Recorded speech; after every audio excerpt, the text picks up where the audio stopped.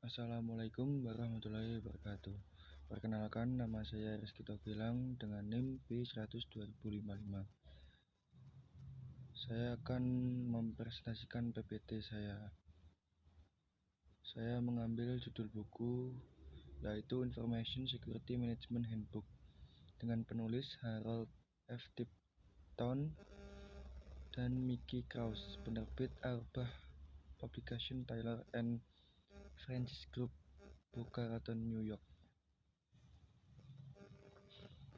Sistem dan metodologi kontrol akses. Perusahaan memiliki jumlah data yang luar biasa yang dibuat, diperoleh, dimodifikasi, disimpan, dan ditransmisikan. Kontrol yang dibuat untuk mencegah individu yang tidak berwenang mengakses data perusahaan atau pelanggan akan bergantung pada data itu sendiri dan undang-undang serta peraturan yang telah diperlakukan untuk melindungi data tersebut. Perusahaan juga memiliki informasi pribadi, medis, dan keuangan serta informasi terkait keamanan seperti kata sandi, kontrol akses fisik dan dokumentasi alam, aturan firewall, rencana keamanan, rencana pengujian dan evaluasi keamanan, penilaian risiko, rencana pemilihan bencana, dan laporan audit. Kontrol akses yang tepat harus diterapkan untuk membatasi akses ke semua jenis informasi ini. Beberapa hal yang diperlakukan untuk melindungi data. 1. Identifikasi data organisasi dan karakteristiknya. Identifikasi pemilik data dan penjaga data. Tentukan sensitivitas dan kekritisan informasi. Libatkan sumber daya utama dalam definisi kontrol akses. 2. Menetapkan kontrol personil. Identifikasi fungsi pekerjaan yang memerlukan akses data terbatas. Siapkan personel sebelum memberikan akses. Personel lencana. 3. Kontrol keamanan fisik. Karyawan yang bekerja pada informasi dibatasi. Tentukan dan tandai area yang dibatasi. Terapkan pembaca lencana. 4. Terapkan kontrol operasional. Autentikasi pengguna. Terapkan kontrol akses jarak jauh.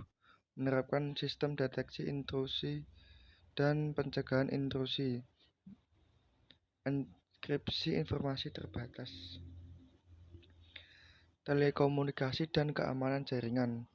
Telekomunikasi dan jaringan ini mencakup struktur, metode transmisi, format transportasi, dan langkah-langkah keamanan yang digunakan untuk memastikan integritas ketersediaan, autentikasi, dan kerahasiaan transmisi melalui jaringan dan media komunikasi pribadi dan publik. Jaringan adalah sistem. Teknologi telekomunikasi dan jaringan memungkinkan pengiriman informasi secara tepat waktu dari ujung ke ujung ke seluruh negeri atau seluruh dunia.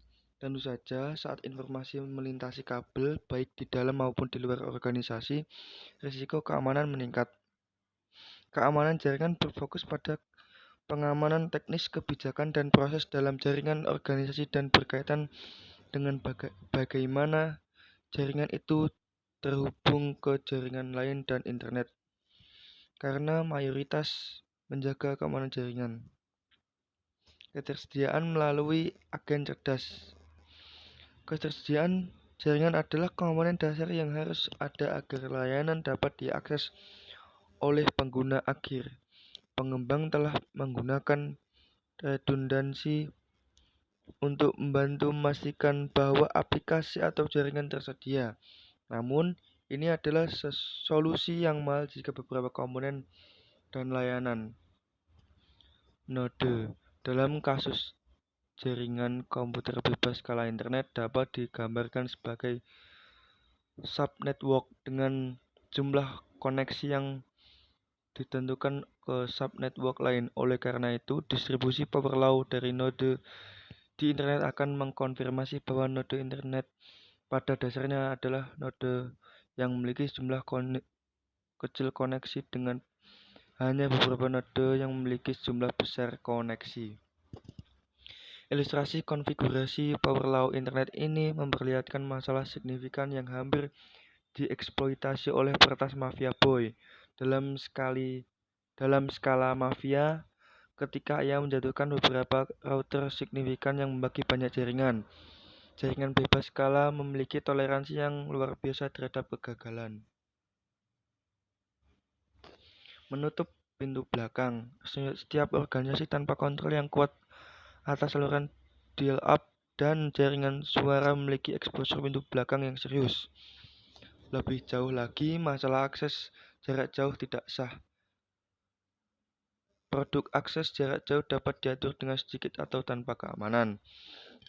Dengan ribuan karyawan, banyak dari mereka mungkin ingin mengakses file pribadi di workstation mereka dari rumah. Kemungkinan besar modem atau perangkat lunak yang tidak seakan ada di suatu tempat di dalam jaringan.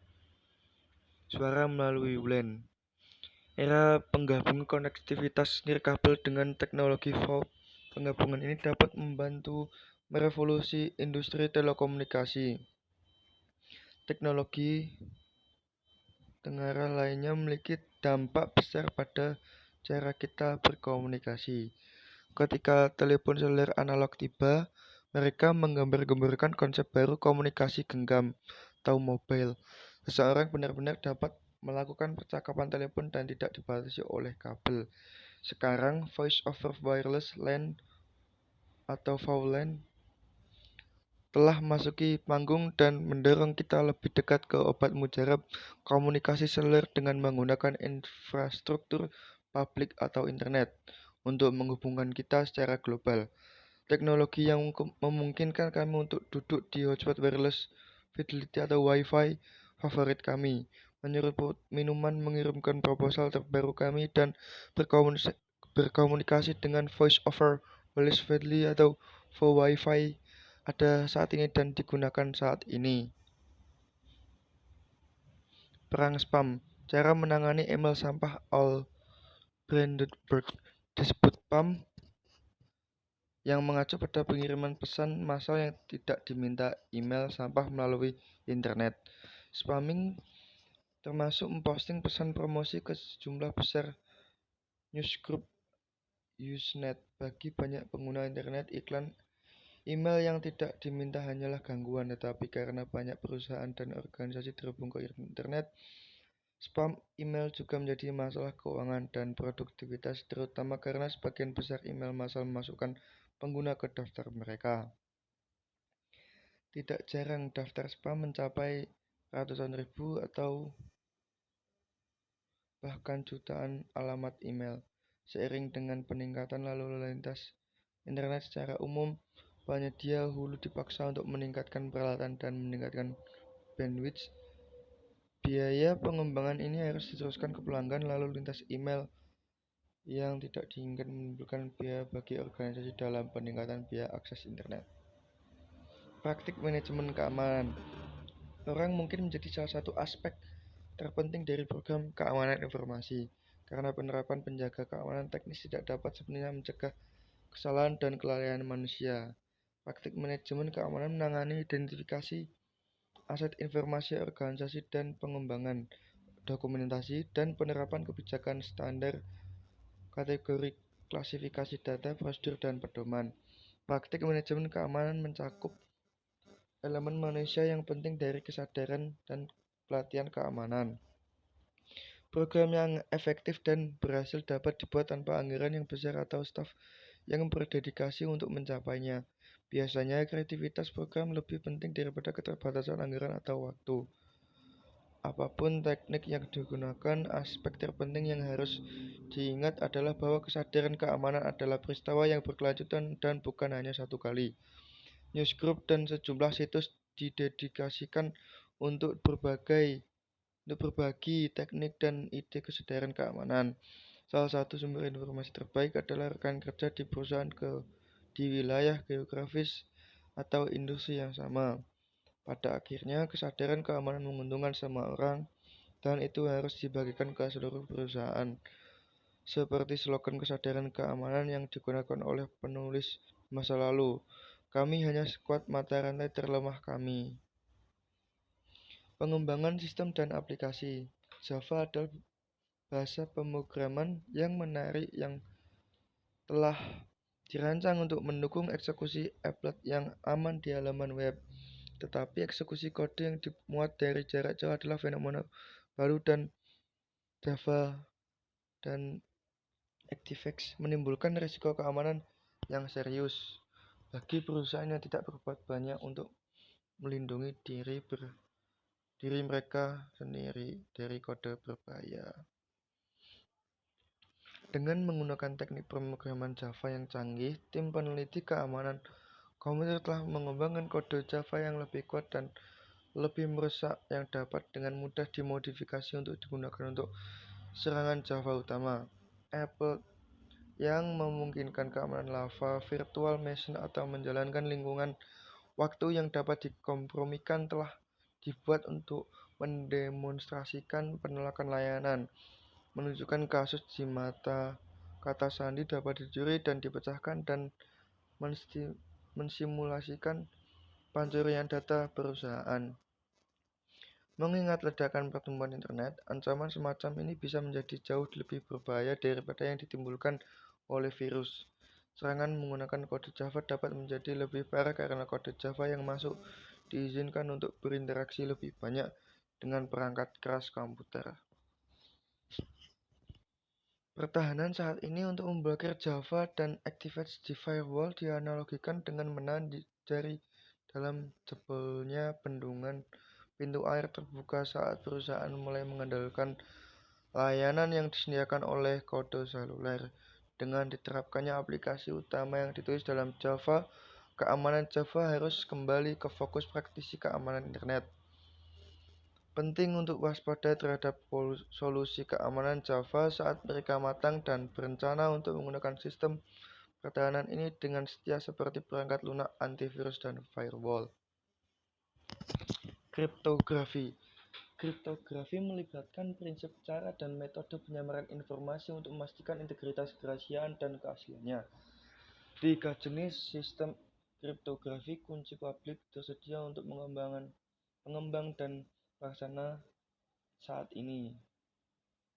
Sistem faktorisasi bilangan bulat, sistem logaritma diskrit, dan sistem logaritma diskrit kurva eliptik.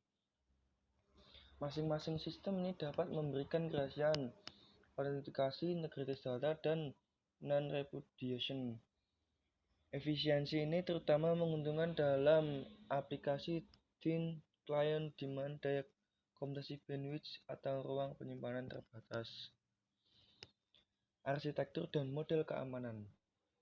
Arsitektur keamanan hanyalah pandangan arsitektur sistem secara keseluruhan dari perspektif keamanan. Ini memberikan beberapa wawasan tentang layanan keamanan, mekanisme teknologi, dan fitur yang dapat digunakan untuk memenuhi persyaratan keamanan sistem. Ini memberikan rekomendasi di mana dalam konteks arsitektur sistem secara keseluruhan, keamanan harus ditempatkan. Pandangan keamanan dari arsitektur sistem berfokus pada layanan keamanan sistem dan mekanisme tingkat tinggi, alokasi fungsionalitas terkait keamanan, dan mengidentifikasi saling ketergantungan di antara komponen layanan dan teknologi terkait keamanan. Keamanan operasi. Keamanan operasi digunakan untuk mengidentifikasi kontrol atas perangkat keras, media, dan operator dengan hak akses ke salah satu sumber daya ini. Keamanan operasi melibatkan manajemen administratif dari semua jenis operasi pemrosesan informasi.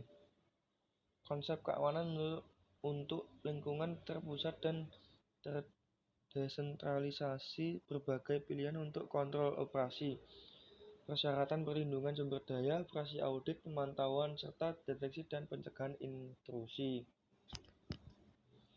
Seperti kontrak yang mengikat, penting untuk mempertimbangkan semua aspek SLA untuk memasukkan bagaimana metrik diukur, kredit yang dikeluarkan oleh penyedia layanan, dan batas kredit bulanan. Selain itu, penyebab keluar harus ditulis ke dalam kontrak untuk memungkinkan organisasi mempertimbangkan vendor lain Jika tingkat kinerja yang tidak diinginkan adalah aturan daripada pengecualian. Dengan memeriksa SLA dengan cermat, seseorang dapat memilih penyedia layanan yang paling sesuai dengan persyaratan organisasi. Perencanaan kontinuitas bisnis dan berencana pemulihan bencana. Terdapat 1. Hukum informasi, 2. Kategori utama kejahatan, 3. Komputer penanganan insiden. Kesimpulan, praktik terbaik untuk pusat data, fasilitas mission kritikal, dan desain ruang komputer terus berkembang, bahkan saat aplikasi ini sedang ditulis. Banyak halaman telah dikhususkan untuk pemilihan lokasi, desain ruangan, daya, HVAC, deteksi dan pemadaman kebakaran, sistem jaringan penyimpanan, dan bahkan keamanan cyber untuk memaksimalkan keandalan dan ketersediaan. Penting untuk mempertimbangkan dampak dari peningkatan nilai aset perusahaan ini dapat bagaimana profesional keamanan akan melindungi sistem komponen dan penghuninya, menetapkan perimeter yang aman, dan mengendalikan pintu masuk dan keluar karyawan, pengunjung, dan kontraktor adalah garis pertahanan pertama yang penting. Mengontrol dan memantau pergerakan kendaraan dan pejalan kaki saat mereka berjalan di dalam perimeter dapat memberikan lingkungan yang aman bagi mereka yang memasuki dan meninggalkan situs TIA yang aman. Penggunaan metode kontrol akses, standar pengawasan, dan konsep CPTED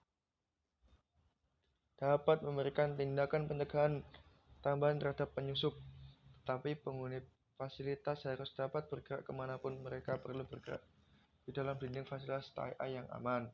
Akhirnya, standar dan tolak ukur kinerja yang muncul mendorong infrastruktur penting dan sistem jaringan ke tingkat ketersediaan baru. Karena manusia tetap menjadi ancaman terbesar terhadap ketersediaan dan karena nilai aset data dan aplikasi terus melambung tinggi, penyediaan keamanan fisik dan infrastruktur penting di dalam pusat data atau fasilitas TIA yang aman akan terus diperlakukan. Sekian dari saya, kurang lebihnya mohon maaf. Wassalamualaikum warahmatullahi wabarakatuh.